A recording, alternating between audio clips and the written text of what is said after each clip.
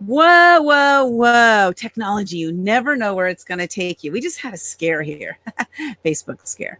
Almost wasn't able to get on because of technology, but we're here. And I'm so glad that, you never know what's going to happen with that technology. One thing I love about live video, just share this really quick. One thing I absolutely love about live video, if you think about it, 4.5 years ago, you wouldn't be able to do this live on Facebook. Neither would I. Nobody was able to do it. 4.5 years ago, maybe there were a couple people, but not very many. And because of the advancement of technology, we're able to bring amazing guests. I'm able to come on and talk about whatever topics I want, but also to introduce amazing guests to you. And tonight is one of those very special guests. My name is Lynda Sunshine West with Living Live, and I love helping driven women entrepreneurs discover their value by helping them gain confidence, helping them gain clarity to attract clients to them, and also helping them gain focus so that they can get faster results. Tonight, I have the pleasure to introduce you to David Smith. Now, are you wondering what it would be like to work from home, having your own business? I wondered what it was like until I got it going on. And how do you make that happen? How do you make that happen? It's different for everybody. But tonight we're going to talk a little bit about that. Now, David Smith, he shares how he has taken his skills from serving in Desert Storm in the U.S. Air Force to create a successful coaching business working from home for 25 years. So let's welcome David to the show. He's a certified life and business coach, as well as a certified self-talk trainer, which I'm curious what the heck that even means, from Life Coach Institute. Let's welcome him to the show. And David, hello. Hey, there we are. How are you doing, Lynda? Thank you so much for having me on today. It's great to see you. And we say good evening from Caroline. Hello, Caroline. Good to see you tonight. Hey, while we're going live here, you guys, if you're watching live, do hashtag live in the comments. If you're watching the replay, do hashtag replay. And if you have any questions for David as we go, or for me as we go, just go ahead and post them in the comments and we'll get right to them. So David, first of all, I'd love for you to share with us, what are all those pictures on the wall back there? I didn't even notice your jacket. I didn't notice your jacket at all. It was the pictures. My wife and I are live theater buffs. And so all of those pictures are one of her hobbies. They are the playbill and the tickets.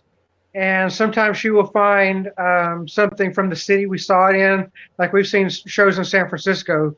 So she'll get, a little trolley or something, and she'll make this whole montage for that. But a lot of them are just frame playbills, tickets.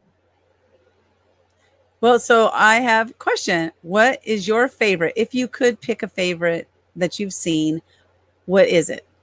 I have my favorite. It's a toss-up between, we've seen Wicked the most. Okay. And but it's a toss-up with the Book of Mormon. So the Book of Mormon just cracks me up. But Wicked is probably my favorite. But we have seen so many. And the thing is that these pictures are mostly just like the one, like we've seen it once. There may be a few duplicates, but like we've seen Wicked 14 times. Whoa. And so there's not 14 representations of that. We've seen Book of Mormon about four or five. So, there's a few we've seen over and over. But yeah, that's what all of that is. And it's not just big theater. We're talking Old Globe, student theater. If it's live theater, we'll go see it. That's so awesome. If you're watching and you're a live theater buff also, I am too. I love the musicals. Those are my favorite. And I haven't seen Wicked, believe it or not. And I haven't seen the Book of Mormon either. I'm kind of like an old-fashioned person. So if you have seen or you like, those live live theater productions and stuff, share with us what's your favorite. I'd love to hear from you guys. But mine's going to be obvious when I sing the song. Oh, Oklahoma, where the wind comes sweeping down the plain. That's my absolute number one favorite. And I'll tell you why. Well, I played flute from 2nd grade till 12th grade. When I got out of high school, I had an opportunity to play in the orchestra pit for Oklahoma in La Mesa, California, right here in San Diego. It's one of the outskirts of San Diego.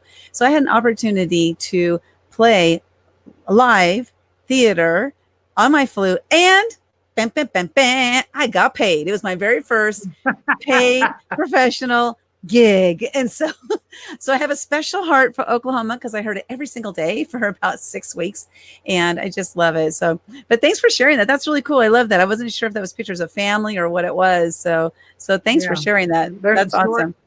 I actually have a story about Oklahoma. Number one, I grew up there. Okay. And when we were stationed in Germany, we were at a little local fair. And one of the vendors, he obviously we were military, he knew, so he asked where we were from. And I said we were from Oklahoma, and he did that very thing. He serenaded this German guy in the middle of nowhere in Germany. That's so funny. Started serenading Oklahoma.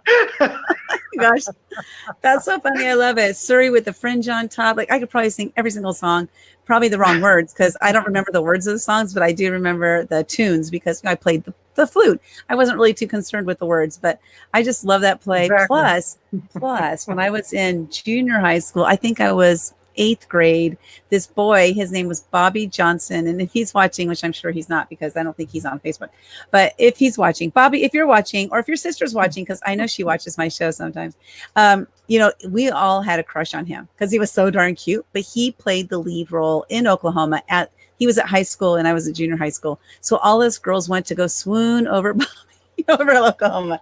So there's my Oklahoma story. Oh, you froze a little bit. Okay, I'm going to keep talking for a second here.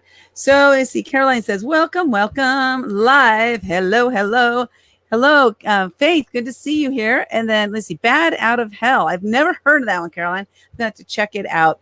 And awesomeness. Hey, so David, I wanted to just start that way because I love to see like what are some of the personal things that people go through in their lives, because we really do connect, especially these live videos. We have an opportunity to connect with people on a different level. So thanks for sharing that with us. But I wanted you to share with us how you got into, working from home. How did you get into it in the first place? And then how did you get to what you're doing now? Are you there? Oh, there. Well, when I was 17, I was a veterinary assistant. And yeah, well, we got you? Yeah, I'm here. Uh-oh, he froze again. I'll just tell his story. Just kidding. I don't know his story. So, hey, David, are you there? Can you hear me? Can you hear me now? So I'm not sure what's going on. Sometimes we have internet connection. Well, while I'm waiting for him to come back, you guys, if you're a woman and you're an action taker, join my Women Action Takers group right here on Facebook. I'm doing a live video challenge September 9th through 13th. It sounds like David's back. Yay! Hello? Hello, are we there? Okay. Yes. Yeah, we're here. All right. But we both faded in and out, but it's all right now. So anyway, I was a veterinary assistant, and the veterinarian where I worked was afraid to retire because all of his friends would die within 12 months of retiring. It was just kind of weird. So I will go ahead with the story. I think Lynda will come back here in just a second. I'm here. Just so you know, I'm able to make it so that you're the only one on the screen so people can concentrate on you and not see me doing these goofy faces. Because sometimes I do weird faces. I heard. All right. So anyway, this the older veterinarian at the shop, he was afraid to retire because every time one of his friends would retire, they would die within 12 months. Well, he was getting so old and was hurting the animals and causing the clinic to lose patients that the younger partner convinced him to retire. And so he did, and inexplicably, this guy died within 6 months of him retiring. So as you can imagine, at 17, that left kind of an impression on me. I didn't want to work my whole life at a job and then just die. And so very early on in life, I was introduced to, in late 80s, early 90s. So I was introduced to a financial-based network marketing company, and I was hooked. Not that I was any good at it, but I was hooked. And so yeah, I know a lot of people that aren't any good at it. So I always had it in my head that I was going to build a side business of some kind, of some type, and wasn't always successful at it. And this was part of the story, get into maybe a little bit later. But if there was, so that's how I got started in the home business realm, and just never gave up. I mean, if there's a way to make money, I've probably tried it. I've traded stocks, options, commodities, done real estate, network marketing, you name it. If there's a way to make money, I've probably tried it. eBay, Amazon. So yeah, that's where I got my start. I've been at it for a long time.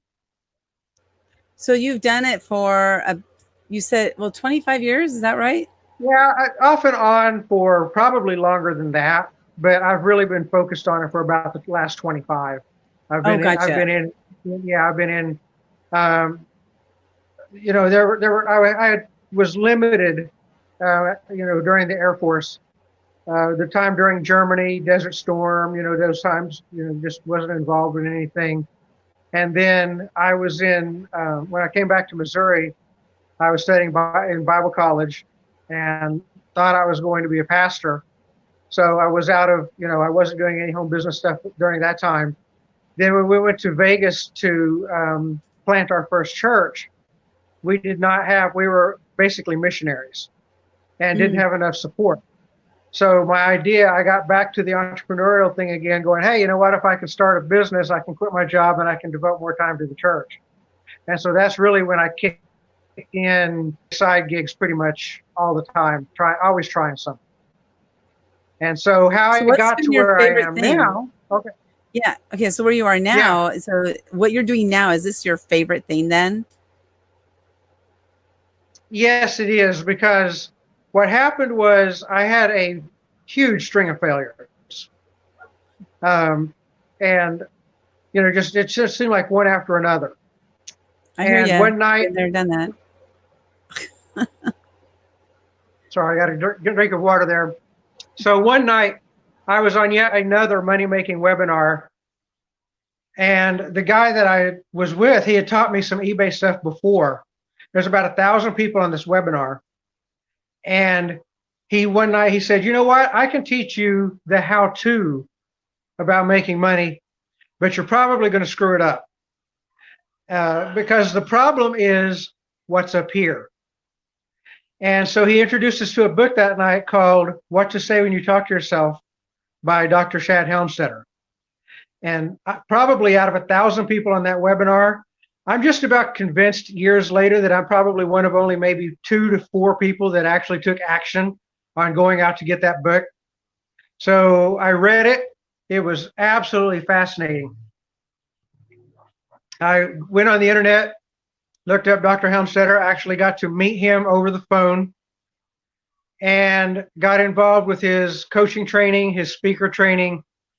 And that is kind of the lead into being a self-talk life coach, business coach, and a self-talk trainer.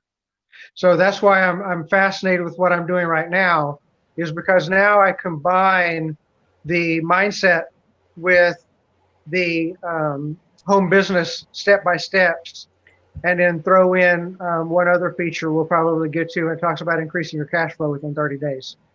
And I want to hear about this self-talk. You said what was it? Self-talk? What did you call it? Self-talk trainer. Self-talk trainer. Is that? Yeah. I've never ever, I've been doing this for like 5 years now, and I've never ever heard that term. So I do self-talk, but I don't know if it's the right thing. Right. So what is a self-talk trainer? Well, what Dr. Helmstetter teaches in his book, and now in some of his videos and audios, is that from the moment that we're born, everything that we hear, see, all kinds of inputs gets recorded by our brain. Now, it's not all stored there. It doesn't have that much room. But the things that are repeated over and over again they wire in neurologically. They form neural pathways and become our programs. And so, for instance, with money, since that's what we're talking about, you may hear growing up, money doesn't grow on trees. We can't afford it. or maybe your family, like mine, had was consistently always bought the lower quality of everything. If there were 2 or 3 options, whatever the lower quality of it was, so this becomes your financial program. It's the way you think about money. Other people were raised around people that were incredibly successful, and so they get a whole different mindset. But it's the messages that are repeated over and over again. And so I've been through Dr. Helmstetter's training, and now I'm certified to actually train on this concept of self-talk, where it comes from, and how to change it. So how do you change it? I know I've done a little bit of work, to change my own self-talk, and now I'm able to recognize, more quickly that I'm doing the negative self-talk, because even though I've done a lot of work on it, I'm still not, there's nowhere near perfect, and it's something I believe I'll be working on until that last breath that I take. And so what do you do with that? How do you work through that self-talk? Oh, somebody had a question. They asked, let's see here. It was, okay, what was the book again? Oh, it said, it was called What to Say When You Talk to Yourself. And what's the name of the author again? Dr. Shad Helmstetter. Helmstetter. Okay, awesome. And let's see, we've got, I know what that is. I'm not sure what he's talking about, but awesome. They say, oh yeah, What to Say When You Talk to Yourself by Dr. Shad Helmstetter. Thank you so much, Robert, for putting that in the comments. I really appreciate that. Yeah. So how did you, I guess the first question would be, do you still have negative self-talk, or have you been able to totally erase that? It's something that I constantly work on. There's so many different areas. And so what we do is Dr. Helmstetter has recorded So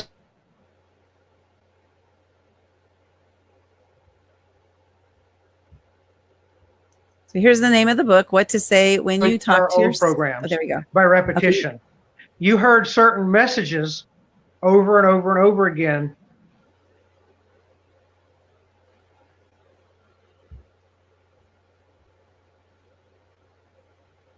Audios over and over and over again. It's just like learning a language. And so you listen to them in the background, and you're learning success language instead of failure language or mediocrity language. And so you can do this for anything. I was introduced to this through the Gateway of Money. And so that's what I started listening to, were the financial self-talk tapes or streaming audios. And it has helped a lot. But again, I'm 52, and so I've got years and years to overcome.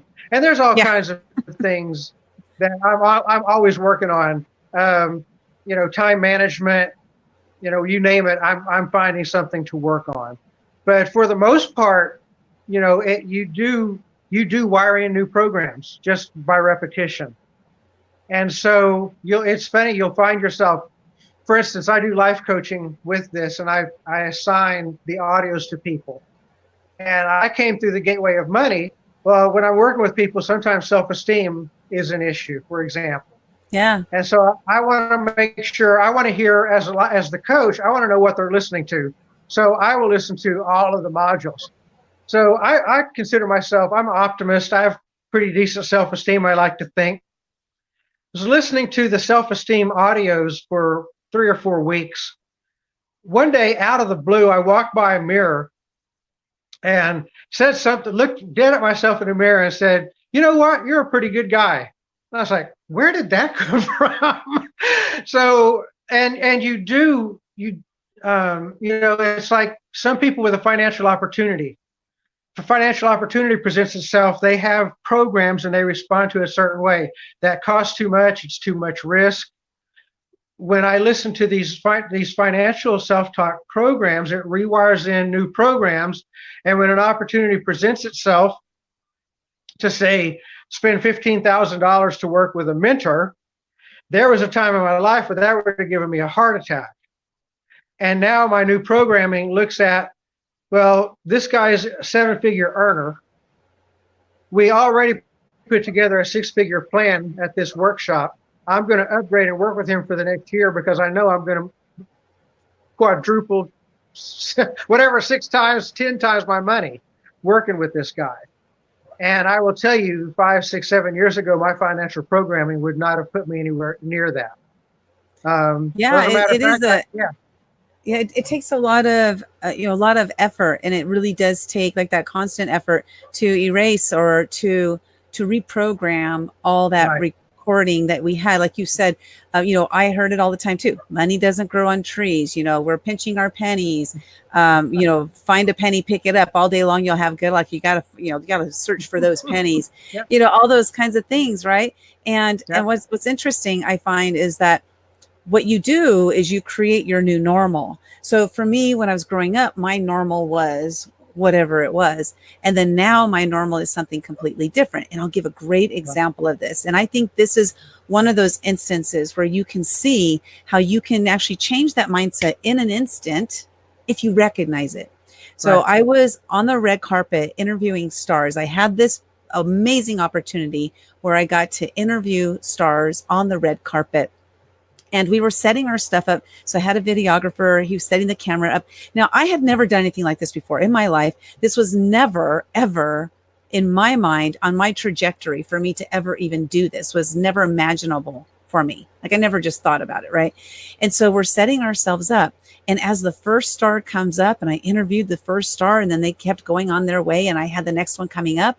It was an instantaneous moment that I said, this is my new normal. Mm-hmm. I expect to be on the red carpet from this point forward. So it was an immediate mindset shift because I had experienced the thing that I had no idea what it was going to be like when I experienced it. I experienced this thing. It was so incredible, so awesome. And I decided in that moment, this was going to be my new normal. Hanging out with these people was going to be my new normal. I was going to live my life as if those were my people in my life. And, it's not like because I was starstruck or anything. It's just because I was enjoying myself and I loved what I was doing. And I made it my new normal in that moment. Right. Yeah. And that happens too. You can have a moment like that changes your self-talk, your perspective, your neural pathways in an instant. If it's dramatic enough, it goes both ways. But most of us remember the negative things that impacted us. But you can have a positive moment like that, and it'll wire it in so positively, so permanently, so fast because it was such a dramatic moment. And those are the great ones. Those are the great ones. So. Yeah, because like you said, I was able to instantaneously like just reprogram it, and that's because I was aware of it. I think it was I was actually consciously like, whoa, this is my new life, just in that moment. And what was kind of interesting is that I noticed, not maybe just a little bit before that, some of the more negative people in my life and the people who were kind of like trying to hold me back were kind of disappearing from my life. So I was exchanging these positive, uplifting people in my life, with the negative people in my life. And it was just happening. I wasn't aware that it was happening until I looked back and said, whoa, look what's happened. This has been awesome. So cool. Well, in a second, we're going to get to the money part, but let's see. We got Facebook is hiding my face again. We see your face there. To strive to always be a work in progress is my ultimate mission. And that's so awesome because we can strive to, we're always like a work in progress if we choose to be. It's our choice there. Let's see. Robert says, I'm almost there. Thanks for being here, Robert. And let's see all this stuff. This is the reason that internet marketing terminology often is heard from my own mouth. Let's see. It is getting easier to recognize when I have just heard something special that I need to go share. That's so awesome. I love that because it's becoming your new normal, right? To go share those awesome things. Those are awesome. Joy was generated within you. Yeah. What's your thought on that, David, about joy? Because there's joy and there's happiness. So what's your thought on the two different words? That's funny. That used to come up all the time. Back in Bible days, because that you see that word joy, and people always try to distinguish it. And that's something that was I don't know that I've ever distinguished them in my own mind. I think a lot of people do. I think they look at it that joy is kind of a state, and happiness is maybe moment by moment. I've just never distinguished it. I've always just tried to, I look at a moment and, if I'm happy, I'm also joyful. So, but then again, up until recently studying self-talk, I was pretty much a lifelong cynic too. So joy probably wasn't my default state most of the time. It's probably why I never distinguished. Probably not. I love it. That's so funny. Leaning on joy has worked well for me. I love that. Well, so you want to share with us about, 30 days to money. Let's hear it. I want to hear what this is all about and how this can happen, because there's a lot of people that make these promises, right? So let's hear from you. What do you have to share with us today? So along with the money mindset, then we move into how to make money and increasing your cash flow.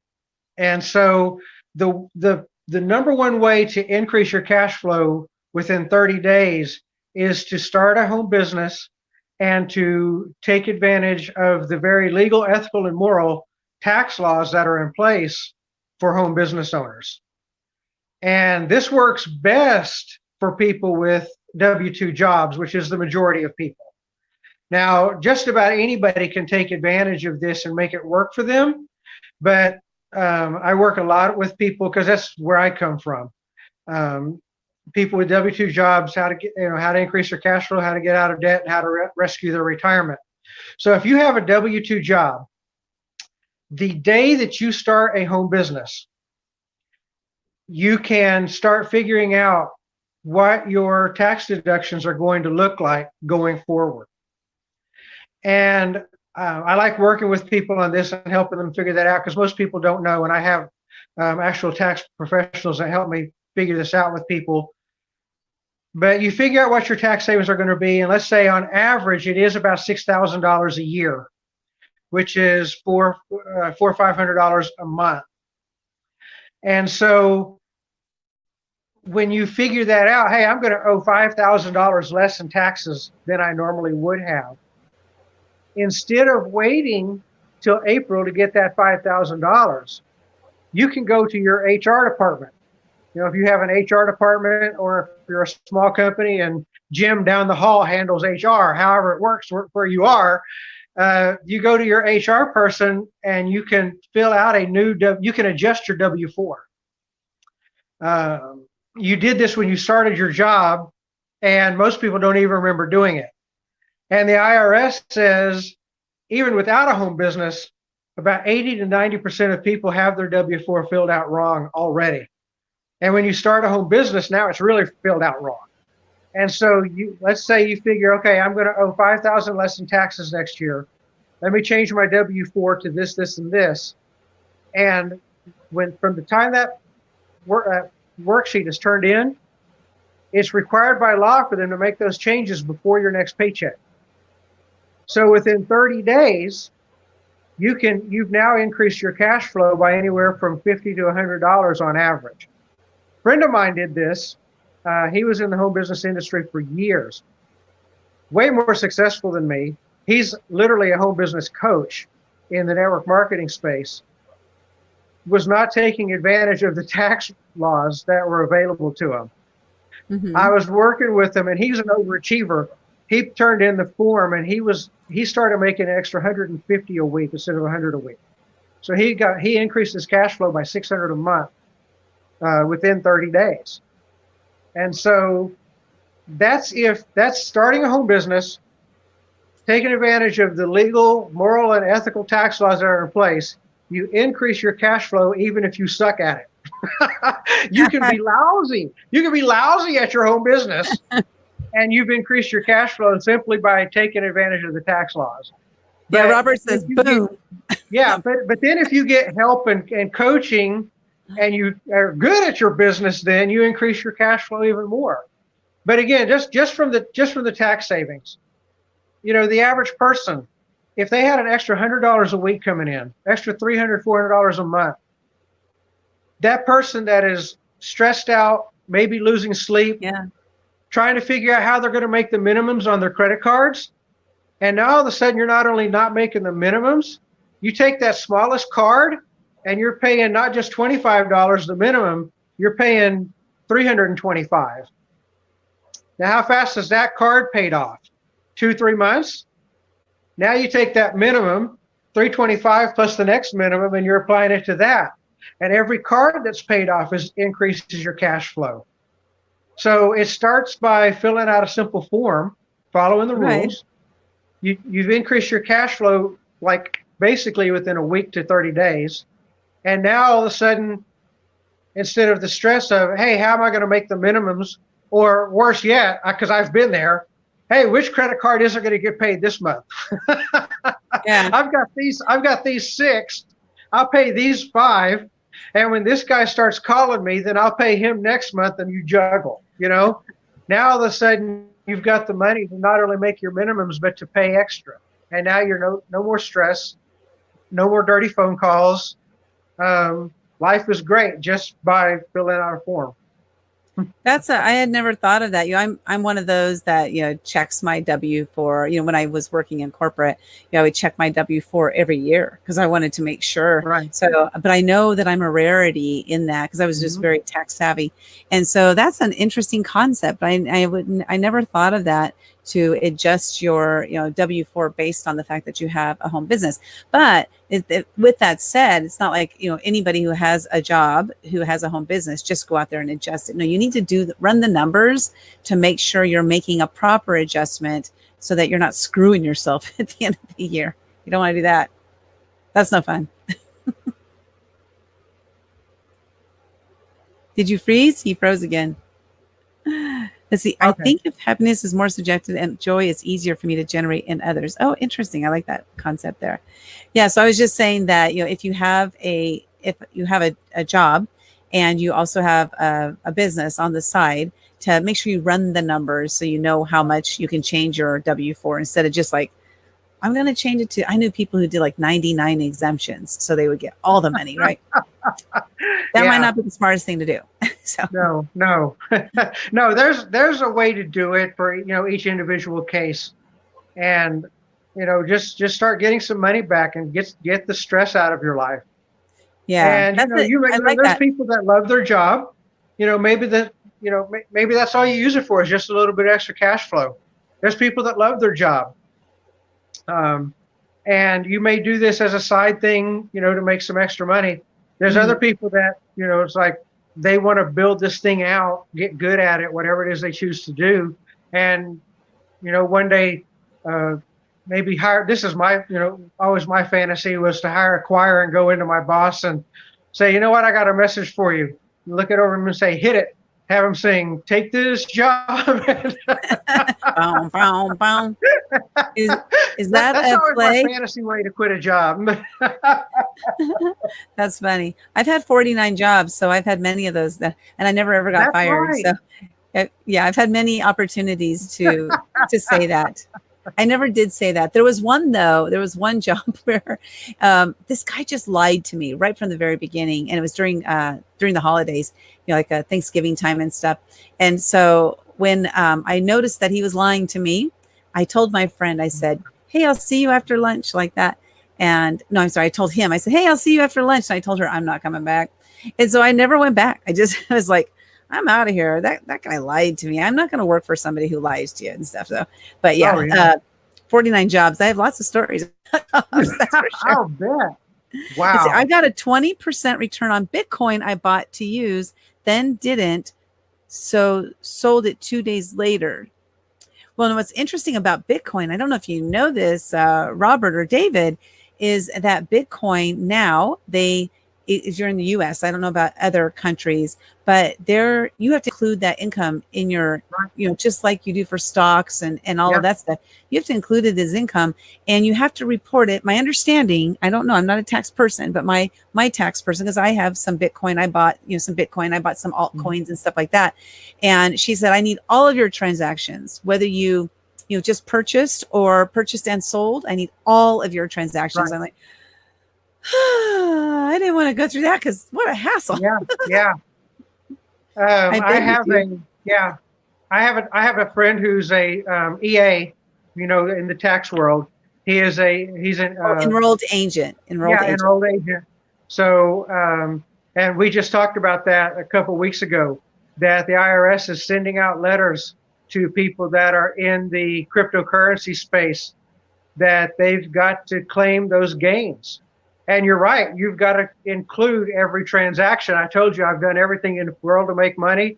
I used to trade stocks, options, currencies, commodities. And that's the bad thing about, I kind of like swing trading, but like I did day trading. And yeah, you can rack up 5-10 trades a day. And then you take that over 30 days, then you take that over 6 months, then you take that over a year, and you've got to figure out how to come up with 3, 4, 500 or more transactions that you did. Yeah. Makes it not as much fun. It's fun when you're day trading, right? Because there's excitement. I did day trading for a little while. I've done a lot of different things, obviously 49 jobs, but I've tried other things too. But day trading, it's you have to like really keep up on it, and it can get very addictive.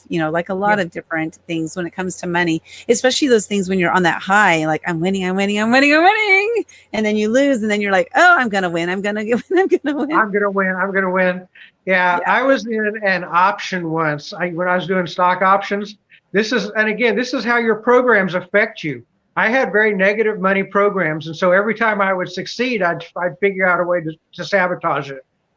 And I was in an option once that this was going to be my home run. It was a medical option. Okay. And they were waiting on an FDA approval for a procedure. And when this procedure went through, the stock was going to go up. And as you know, with an option, then my option was really going to go up. Yeah, I got this.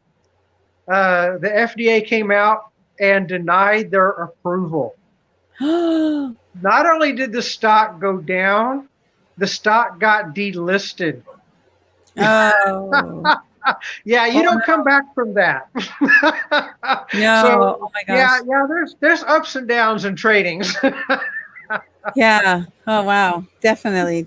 Let's see. This app does. Oh wait, what do we got here? Well, this one's really long to cover up our face there. It's supposed to be included, although no trade took place. There are no fees with the app I use that I'm very grateful for. It used to be so complicated to get a little bit of Bitcoin when you need it. Yeah, that's for sure.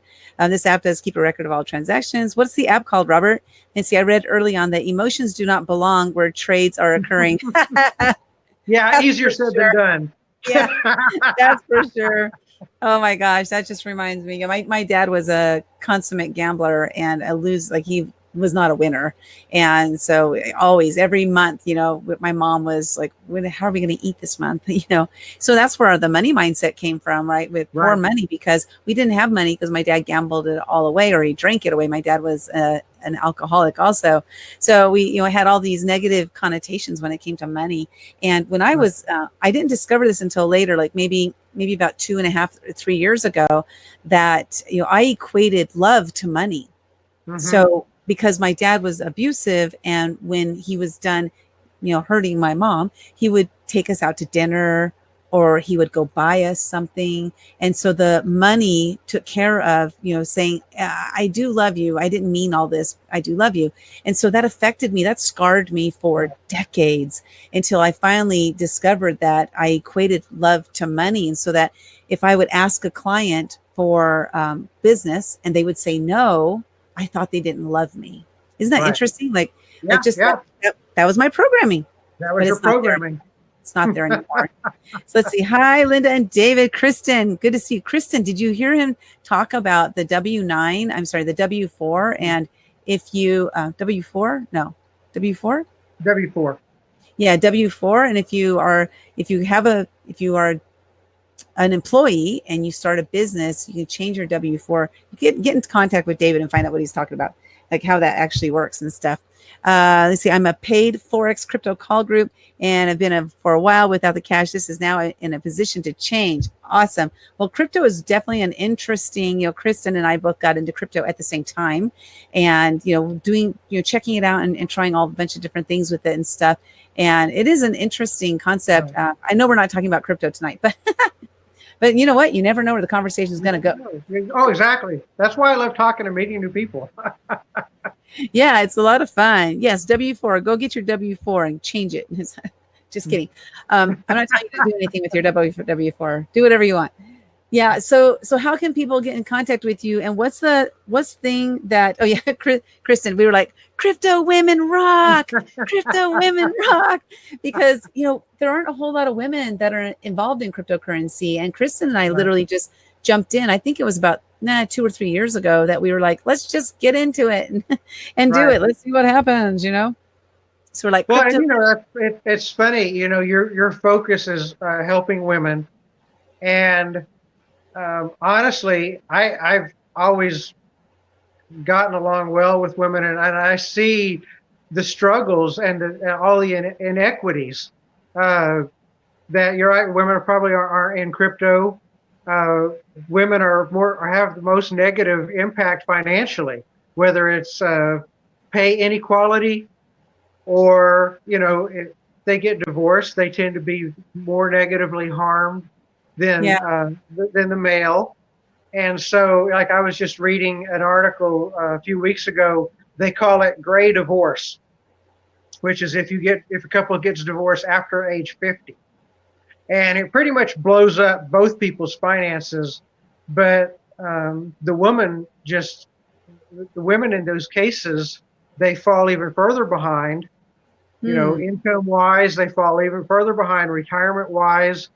And so it is even though it's kind of an odd niche for a man, I've always been very much a feminist, and I love helping women succeed financially. That's awesome. something I really aim at, especially, I tend to focus on people over 50. I'll work with anybody, but people over 50 are behind, or they're in debt, they're behind on their retirement savings. And women tend to be even more so. So yeah, happy to work with anybody. But anyway, I think I do have a website. It's you obviously won't get the CD, but I've got an MP3 version of this CD that talks about changing your W4. Are you teasing us by holding up that CD? Yeah. No, I like having something physical in the hand. But no, I have an MP3 of this CD, and my website is Simple Steps to Wealth, the number 2, Simple Steps to Wealth. And you can get the CD and a PDF that talks about changing your W4. Or you can just contact me. I've only got like 500 friends on Facebook, so I've got plenty of people I can take on if you want to contact me directly. And we can have a chat and figure out where you are in the roadmap, and be happy to help you whatever the next step is. That's awesome. Yeah. And Kristin says, David, please friend me. So Kristin, you can friend him or he friend you, what have you. I'll Robert, put your name in the comments. Yes, it seems to me to be an alternative way to observe humanity. And yes, pay inequality, but I still did well regardless. I did also. And it's interesting as I hear about these inequalities and stuff out there, but I never knew about it while I was working. Right. And I'm not sure if it's just because I kept my nose to the grindstone, and I was like, I was a very good employee. Like even though I had 49 jobs while I was working at the job, very committed to my job and doing a great job. And so I was just had my nose to the grindstone. I never noticed anything, so I don't know if that's good or not. It's kind of like a Pollyanna mentality. Helping women over 50. Yes, because I'm over 50 also.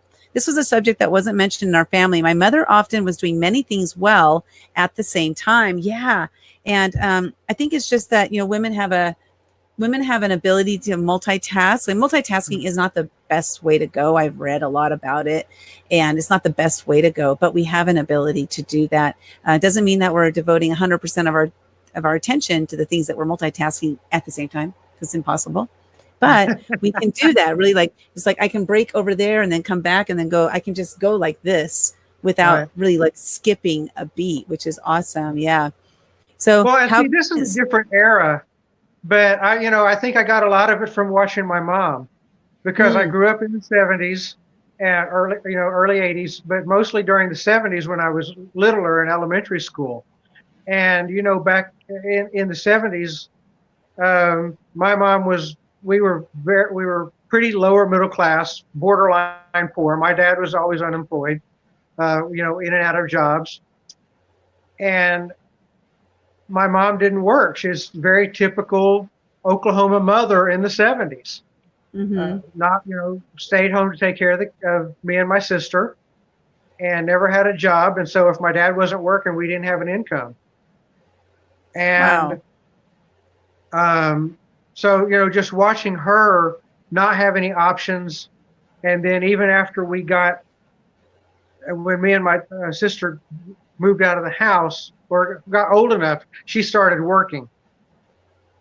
And then they were working for like a family business, and it went south, and then she lost her job, and again, finds herself upper 50s and no options, outside of depending on dad to take care of her. And so I just see that so much. And again, it's weird for me because I've worked for FedEx for so long, and in the bigger corporations, it's almost illegal not to pay everybody. We have the same pay scale no matter what. You don't have a different pay scale in corporate. But I'm well aware that there's thousands and thousands of other jobs where, and again, most of the women might not even know it. Where you're doing the same thing, and you have no idea that the job you just plugged into, the owner says, "Hey, this is great. I was paying the other guy $60,000 a year. I can pay her $50,000, and I just made $10,000 extra for my business." And you'd never know it. Yeah, and part of that is the negotiation skills, and because that's one thing. Yeah. One thing I really honed in on. When you have so many jobs like I did, I learned to really, really negotiate. Like my last job I had was working for a judge in the Ninth Circuit Court of Appeals, and when I went in there, the pay range was vast. It was like a $25,000 range from the lowest to the highest, and I didn't qualify for the highest pay, but I demanded it, and I got it. Nice. Because I went in there and I stood up for myself and I said, this is why I deserve it. And they gave it to me. And so it's really about, so that's one of the things I do is I help women, gain confidence to ask for their worth, whether that's in their job or that's in having their own business. Because even like one of my clients, she tripled her income just by me helping her gain confidence to ask for more money. And really I believe that it's our job. I don't think it's the men's fault. And this is my own opinion. And I stand on this because women so often, and I shouldn't say women so often, but oftentimes people will blame others for their own circumstance. The reality is I have to accept responsibility. So in that instance of me, getting paid more money, it's because I said, you know what? I deserve this I deserve to be, like they call it, topped out, because it was, government job. So it's like, I deserve to be topped out, and here is why. Like this is why I negotiated for that pay raise. I mean, I came in $25,000 more than they offered me. And it's because I went in there with that confidence to do that. And I was like, I'm not going to take any less, because if you offer me less, I'm not going to take the job. Right. So I got what I wanted. Yeah. So really it's about standing up for yourself, and like inequality is one thing, but we accept the inequality. Right. And I believe it's our job to go in there and demand more for ourselves, stand up for ourselves. And like I'm doing this conference called Women Action Takers Symposium, where, it's about being seen and being known, but it's about putting yourself out there. Right. And standing up for yourself. Yeah, I get a little bit heated about that topic. If you could. Well, no, and well, you should, because you see people in general that just won't be assertive. They're very fearful that, hey, this is the only thing I can do. And again, the older you get, you start feeling like your options are less. And so, if you're training people to have more confidence, there's definitely a very good thing to do. People need to step up to themselves. So, yeah. And that's like one of the topics I speak on is you're never too old to start. Because I was 51 years old when I started my entrepreneur journey, left my corporate after 49 jobs. I have no pension. I have no retirement. So it's not like, oh, you're 51, so you have all this money coming in. No, I made the leap because I wanted to do something I wanted to do, because I realized that life is short. We don't know when our last breath is going to be. And so, like we can allow ourselves, we can say, I'm getting older, so I have all these fears. Or we can say, you know what, I'm getting older. I don't have much time left. I better do what I want to do. Yep. And that's So, definitely the way to go. And that's why exactly what you did. That's why I teach what I teach, because when you get over 50, depending on where you are with, like you said, no pension, or somewhere along that scale, you've got to be saving somewhere around $3,500 a month in order to be ready for retirement if you're over 50. Well, right. most people are living paycheck to paycheck. They're not going to save $1,000 a month, let alone $3,500 a month. So what are your options? You've got to figure out a way to increase your cash flow. And that comes by having a business and taking advantage of the tax laws when you get the business. Awesome. And that's what you'll talk to people about when they get on a call with you. Yes. Yep. Right. Okay, cool. So they can friend you on Facebook, or go to simple steps number 2 wealth.com and connect with you there as well. And then the book that you mentioned was called What to Say When You Talk to Yourself by, what was it, Chad? Dr. Shad Helmstetter. Shad Helmstetter. Yes. Awesome. Was there anything else you want to share before we take off for the night? No, just so grateful for the opportunity to be here. Great time talking with you and being able to share with your audience. Just had a lot of fun being here tonight. Awesome. Well, I want to thank you so much for being here, and you guys connect with him. You'll see how he can help you to increase your cash flow, because who doesn't want more cash flow? If you say no to that, worded the question wrong. Who wants more cash flow? I do. Yeah, if you want more cash flow, you definitely want to reach out to David. So David, thank you so much. I really appreciate it. And you have a good night, and I will see you soon. All right. Namaste. All right. Bye-bye, everybody. Bye-bye.